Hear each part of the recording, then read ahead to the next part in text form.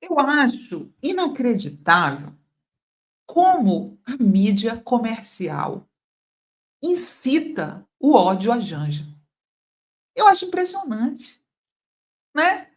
Um monte de cascatas contra a Janja é o que a gente vê na mídia comercial.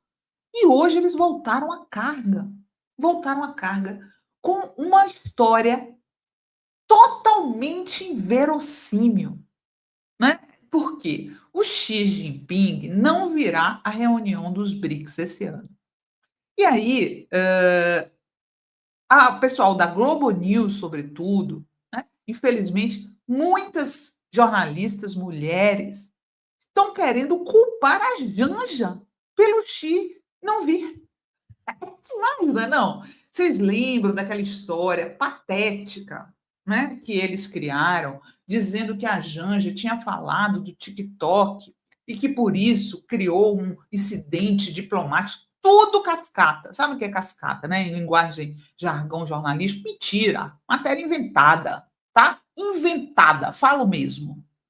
Criaram essa matéria de que tinha havido um mal-estar entre o Xi e a Janja, porque a Janja criticou o TikTok. Não faz o menor sentido. TikTok é uma empresa privada, tá? E aí, outro dia saiu no UOL, Janja tinha razão. Ontem, Janja tinha razão. TikTok diz que o TikTok também foi proibido na China. O TikTok, tal qual nós conhecemos, não é o que tem na China. Não é o que tem na China. Então, assim, o Xi Jinping não tinha menor, né? Não, tinha, não se justifica. Ele não teria por que ficar zangado com a Janja por ter falado do TikTok, tá? E aí, hoje, eles voltaram a atacar a Janja, dizendo que o Xi não está vindo porque a Janja falou do TikTok com o Xi. É demais, né? Não? Quem acredita num negócio desses? Né? Pensam que o quê? Né? Como era, eu lembro de uma matéria clássica que saiu na Carta Capital sobre os bastidores do Jornal Nacional, com o William Bonner dizendo que fazia o Jornal Nacional para o Homer Simpson, né? Contando que o telespectador é um imbecil. Parece que é isso que eles estão fazendo lá na Globo News. Estou pensando que o espectador é imbecil, que vai acreditar que o Xi Jinping não está vindo para o Brasil porque a Janja comentou uma coisa sobre o TikTok. O TikTok está levando crianças a se matarem porque não é regulado. Nos Estados Unidos, em outros países, não é regulado. Aqui no Brasil não é regulado. Outro dia uma menininha morreu por conta do tal desafio do desodorante. Não pode ser assim. Tem que regular. E aí, a Yara Vidal, nossa amiga que já foi à China, conhece, estuda, escreveu uma matéria que eu vou mostrar para vocês aqui, ó. Janja não tirou o Xi do BRICS, mas a mídia comercial insiste em vender essa fofoca. Análises rasas ignoram como funciona a diplomacia chinesa e reduzem política internacional a rumor de bastidor. Né? O que mais me impressiona é que eles falam como se eles tivessem fontes lá no palácio do governo da China. Não tem, gente. Não tem. Assim como a gente comentou outro dia aqui, o Metrópolis não tem fonte na Casa Branca. Um jornalista brasileiro tem fonte na Casa Branca. Quem tem fonte na Casa Branca são jornalistas norte-americanos que cobrem a Casa Branca. Quem tem fonte no Palácio do Governo da China é quem cobre a China, os chineses. Quem tem fonte aqui no Palácio do Planalto são jornalistas brasileiros que cobrem o Palácio do Planalto. É natural isso em jornalismo. Né? Mas eles agem como se tivessem fontes na diplomacia chinesa, no Palácio do Governo chinês. Não tem. Isso é cascata.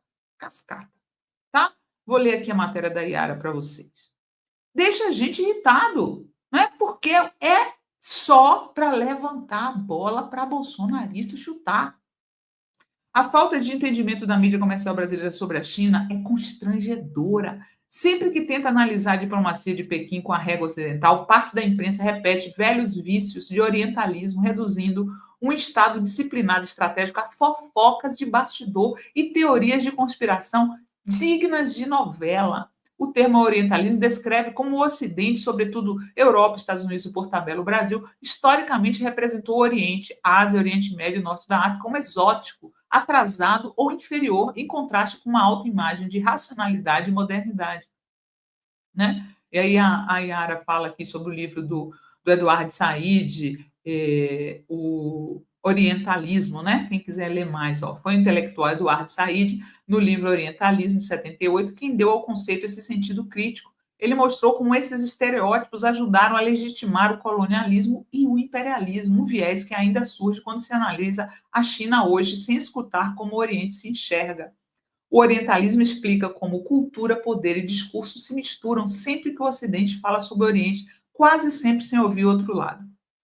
Nessa quarta-feira, o Ministério das Relações Exteriores da China anunciou que o primeiro-ministro Li Qiang representará o presidente Xi Jinping na cúpula do BRICS no Rio de Janeiro, entre 5 e 8 de julho, antes de seguir para uma visita oficial ao Egito. É a primeira vez desde 2013 que Xi não comparece pessoalmente ao encontro. E bastou isso para a mídia comercial associar a ausência a uma suposta retaliação de Pequim. Gente, é muita irresponsabilidade jornalística, né? Não. Desonestidade. A comitiva brasileira por causa de um imaginário constrangimento diplomático ocorrido durante a visita de Lula a Pequim em maio. Aí ela conta a história do TikTok, né? No entanto, em entrevista ao Jornal da Fórum, no dia 14 de maio, ainda no calor da polêmica, a jornalista chinesa Isabela Xi, da CGTN em português, em Pequim, classificou as críticas como sem sentido. Xi disse ter ficado surpresa com a repercussão de que poderia ter havido mal-estar, né? Tem vídeo da jornalista, fez maior sucesso aqui na fórum da Isabela Xi, falando que foi ridícula as especulações, foram ridículas as especulações da mídia brasileira a respeito, né? E aí hoje, o programa lá da Globo News, eles especulando que o Xi Jinping teria ficado pessoalmente incomodado com a fala de Janja, e aí não veio para mostrar desagrado. Isso é cascata, confia em mim, tá? Um enredo dramático, mas que ignora completamente como funciona a diplomacia institucional chinesa, que prefere lidar com desgaste de forma silenciosa, pragmática e sem lições de moral em público. A ausência de Xi não indica crise nem bronca, é reflexo da divisão de funções de um Estado onde o primeiro-ministro tem papel central na frente econômica e técnica, enquanto o presidente prioriza decisões internas e estratégicas. Pequim deixou claro que a presença de Li no BRICS não significa distanciamento, mas reforço prático. A porta-voz Mao Ning explicou que as prioridades são governança global, reforma de instituições multilaterais e parcerias técnicas, parte do escopo do premier. Enquanto isso, Xi Jinping permanece na China para coordenar decisões internas cruciais. Né? Então, isso aí, gente. É, enfim, um festival de cascatas. Mas vocês sabem o que é que mais me indigna? É que essas mesmas pessoas que adoram atacar a Janja, né? Não tratam a Michele Bolsonaro assim. Não tratam a Michele Bolsonaro assim. A Michele é tratada com muito mais respeito que a Janja. Eu sempre tenho repetido aqui, parece que a mídia brasileira, a mídia comercial brasileira, não quer um governo sério. Não quer. Não quer um governo sério, quer a palhaçada, quer a vagabundagem no poder. Deve ser isso que explica que eles tratam a Michele com tanta deferência, enquanto maltratam a Janja o tempo todo. Qual a justificativa? Ser mulher do Lula, né? Porque eles também tratavam a Marisa mal. Agora eles tratam a Marisa bem para atacar a Janja, que é a atual. Só isso, só assim. E aí saiu uma notícia, né, que a Michele Bolsonaro processou uma jornalista que chamou ela de garota de programa, ex-garota de programa, tá? E aí a jornalista ganhou a causa agora. Não sei se a Michele vai recorrer ou não, mas a justiça não aceitou. Ex-garota de programa. Michele sofre derrota na justiça ao tentar censurar vídeo. A justiça indeferiu o pedido para tirar o vídeo da jornalista Teônia Pereira do ar, alegando liberdade de expressão.